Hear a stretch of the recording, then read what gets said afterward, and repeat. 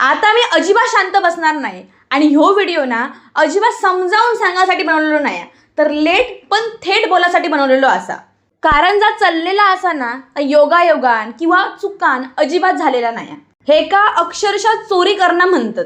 माझो एक तुमका प्रश्न असा, आता तुम्ही मला सांगा, ह्या जगात ना एवढी माणसं असत आणि त्यांचा प्रत्येकाचा जो दिवस असता ना तो प्रत्येकाचा दिवस वेगवेगळो असता.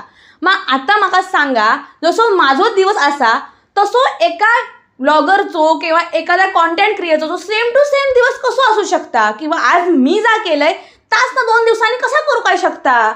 तर मंडळींनू झाला असा की मी ना माझ्या ब्लॉगमध्ये जा काय काय दाखवतंय ना तास सेम टू सेम आपल्यातलाच एक मालवणी क्रिएटर असा आणि तास सेम टू सेम दाखवचा प्रयत्न करता, म्हणजे त्याचो पण दिवस माझ्यासारखोच. माका या पहिल्यापासून समजत होताच, पण मी त्याच्याकडे दुर्लक्ष केलेले. म्हटलं जाऊ दे मरान दे, असाच एखाद्या वेळी योगायोग, पण रोजच योगायोग, दर 2 दिवसांनी योगायोग. त्याचे व्लॉग ना मला पहिल्यापासूनच खूप आवडायचे, म्हणून ना मी लाईक करायचं, शेअर करायचं, सोबतच कमेंट पण करायचंय आणि फॉलो पण केलेला होते. कधीच वाईटपणा घेतलेला नाही किंवा वाईट माझ्या मनात दिलेला नाही. मला जो अभिमान वाटायचो उलट. पण जेव्हा मला समजला की त्यांना मला 3 ते 4 वेळा फॉलो करून पुन्हा अनफॉलो केलेला होता आणि ह्या मला बघून ना खूप वाईट वाटला. कारण कसं मंडळींना माहिती आहे, तुमच्याकडे लाखभर फॉलोअर्स असत म्हणून तुम्ही खूप मोठे झालास आणि आमच्याकडे 10,000 नाही तर 12,000 असत म्हणून आम्ही छोटे झालो काय हो. दुसऱ्याचे व्हिडिओ बघून त्यासारखे सेम व्हिडिओ तुम्ही आपल्याकडे बनवू लागलास ना, तर हे का मोठेपणा नाही तर खोटेपणा म्हणतात. ह्यामुळे होता काय मंडळींना माहिती आहे, त्याच्या जेव्हा तुम्ही व्लॉग बघतास ना आणि माझे पण जेव्हा बघतास ना त्यावेळी तुमका काय वाटतं की मी त्याचा कॉपी केलेला असा किंवा मी त्याच्यावर काय करतोय, म्हणजे काय भरपूर फॉलोअर असतील म्हणजे त्या खरा आणि मी खोटा.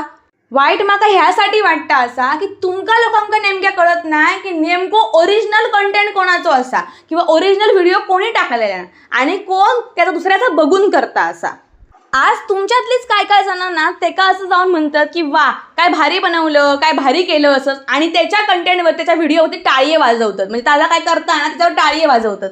पण ज्या दिवशी ना खरा काय तर समाज करा ना त्यावेळी फक्त प्रत्येकाच्या तोंडात नाही एकच शब्द उरतलो, तो म्हणजे ह्या माणूस फेक असा. अक्षरशः ना हाली मी बघून कंटाळलंय आणि शेवटी ठरवलंय व्हिडिओ बनवायचो आणि तुमच्यापर्यंत सगळा पोचवायचा. विचार करून ना डोक्यात सगळा भुगो झालो होतो आणि डोक्यामध्ये ठणठणाक लागला होता. आता जरा मला तुम्ही सांगा की माझा ह्याच्यामध्ये काय चुकता असा, आणि जर ना सेम टू सेम त्या माझ्यासारखे व्हिडिओ म्हणून असाल तर त्या बरोबर असा की मी बरोबर असे.